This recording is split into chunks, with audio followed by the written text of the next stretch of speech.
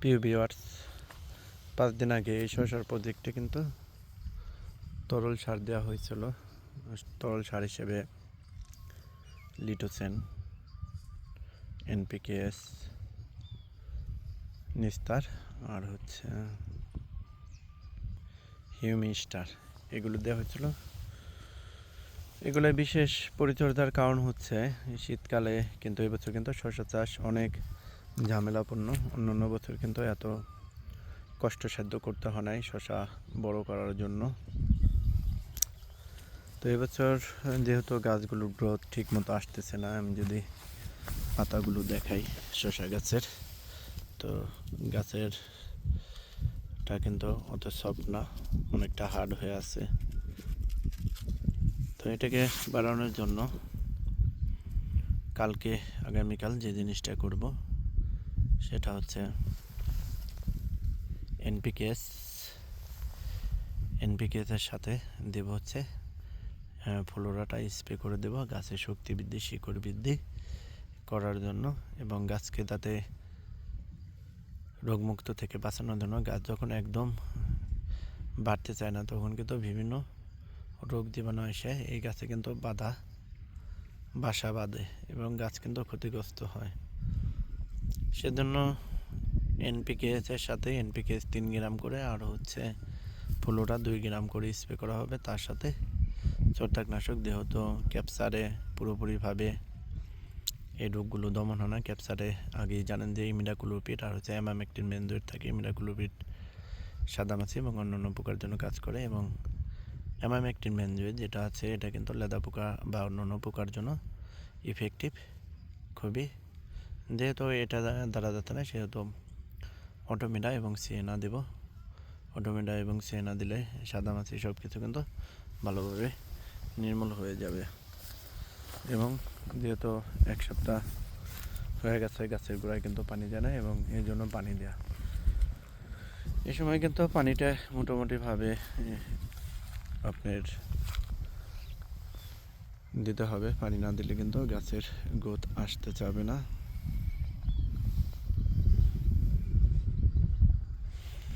এবং আর 2-1 পাতা বাড়লেই কিন্তু গাছের তরতর করে বেড়ে যাবে। এবং এগুলোর সাথে একটা ছত্রাকনাশক এন্টাকল বা নিস্তার অথবা ক্যাপডিউটপ যেটাই হোক দিতে পারবেন। তো কিছু গাছ যদি দেখায় এত পরিচর্যার পরও কিন্তু এই গাছটা কিন্তু একটু অন্যরকম ধারণ করছে। এটাকে কিন্তু বাড়তি পুষ্টি না দিলে কিন্তু বাড়বে না। এবং কালকে এটা স্প্রে করার পরই আমরা সেই লিকুইড সার, তরল সার যেভাবে বানাবো সেটাও দেখাবো। এই গাছটা কিন্তু অনেকটা ঝিমিয়ে পড়ছে এবং গাছের গোড়াটাও কিন্তু শক্ত হয়ে গেছে এবং এই জন্য পানিটাও কিন্তু জরুরি। এবং একটা ছত্রাকনাশক না দিলে কিন্তু এই গাছটা কিন্তু এই ঝিমানি ভাব যাবে না। এই গাছটা মোটামুটিভাবে সতেজ আছে। গোড়ের 2টা পাতাও ম্যাপ পোকা বা লিপ মাইনর আক্রমণ করছে।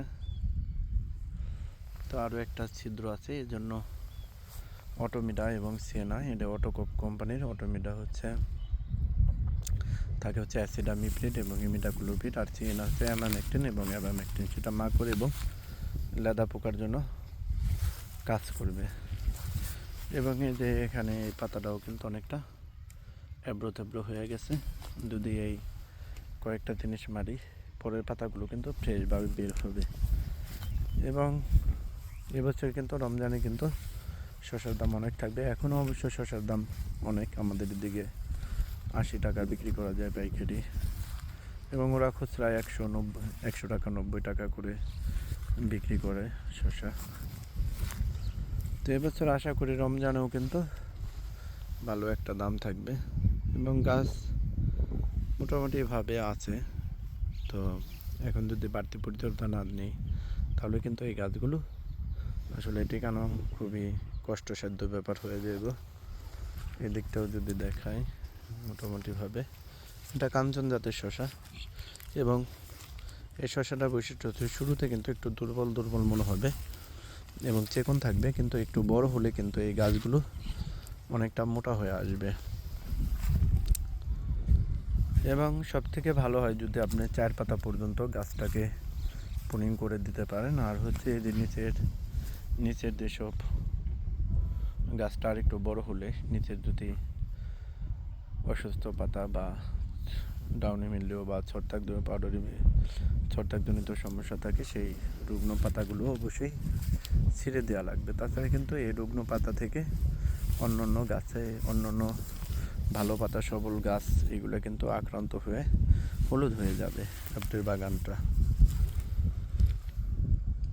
তো আবহাওয়া যেহেতু অনেক ভ্যারিয়েশন বা বিরূপ আচরণ করতেছে, তো আবহাওয়ার সাথে সাথে কিন্তু আপনাকে আপডেট হতে হবে। এই চাষ করা, শসা চাষ করা কিন্তু অত সহজ না। তো বেগুনটা যেমন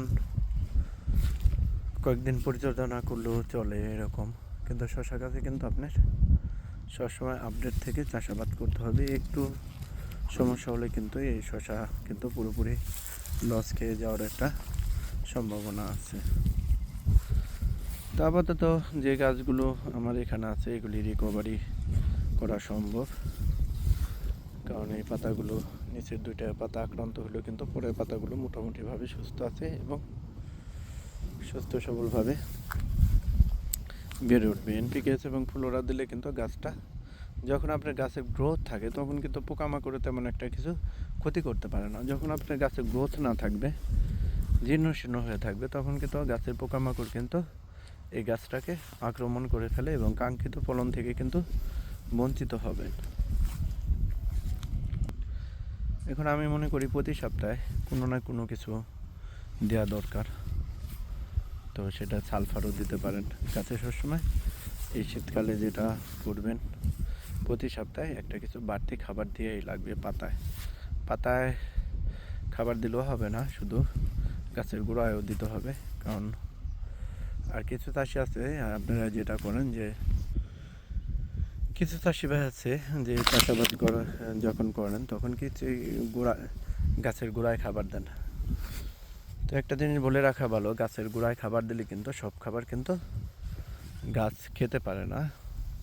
তো এই জন্য পাতাও কিন্তু বাড়তি খাবার দিতে হয়। তো এই গাছগুলো মোটামুটিভাবে সতেজ বলতে পারি। 5 দিন আগে যে ভিডিওটা দেখছিলেন তখন কিন্তু গাছ এত পাতা ছিল না, ওই সময় 3 পাতার মতো ছিল। তো এখন কিন্তু পাতা গাছ কিন্তু বৃদ্ধি ঘটছে, কারণ হচ্ছে সূর্যের আলো আছে। সূর্যের আলো না থাকলে কিন্তু গাছ বাড়তে চায় না। তাহলে গাছের আপনার কাঙ্ক্ষিত ফলন নিতে হলে আপনাকে গাছের গোড়ায়ও খাবার দেওয়া লাগবে এবং গাছের পাতাও খাবার দেওয়া লাগবে। কারণ গাছের গোড়া থেকে সম্পূর্ণ খাবার কিন্তু গাছ টেনে নিতে পারে না। এজন্য সাপোর্টিং হিসেবে আপনি কিছু খাবার পাতায় দিয়ে দিবেন।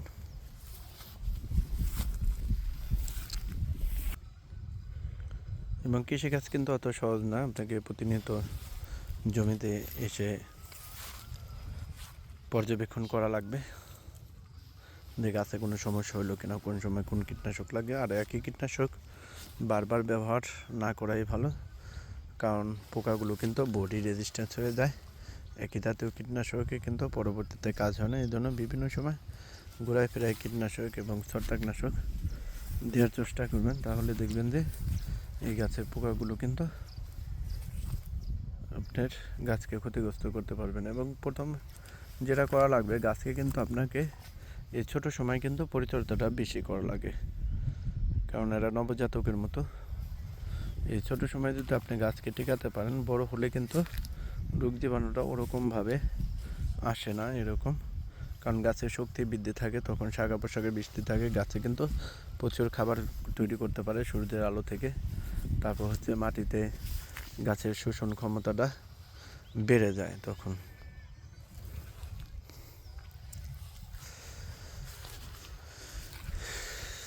মোটামুটিভাবে এই যে এই গাছটা যেমন যে পাতাটা ছাড়তেছে, এই পাতা ছাড়ার পরে কিন্তু গাছটা অনেকটা মোটা হয়ে আসবে। আর হচ্ছে গাছে কিন্তু শক্তি বৃদ্ধি পাবে, কারণ সেই শিকড় বৃদ্ধি না হলে কিন্তু এই পাতার বৃদ্ধি না হলে কিন্তু গাছে খাদ্য উৎপাদন করতে পারবে না এবং খাদ্য সে শিকড় দ্বারা টানতে পারবে না।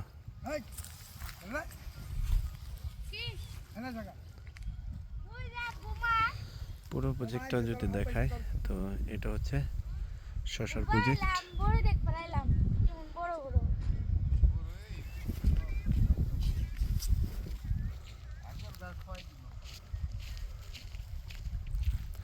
এবং যাদের শশা আছে তারা কিন্তু বাড়তি পরিচর্যা নেন এখন, কারণ শশার এই বছর দাম বেশি থাকবে এবং গাছকে যদি গ্রোথ ভালো রাখেন, গ্রোথকে যদি ত্বরান্বিত করেন, আপনি যদি 10 দিন আগেও শশাটা নিয়ে আসতে পারেন তাহলে কিন্তু 10 দিন কিন্তু বাড়তি দামটা পেয়ে গেলেন।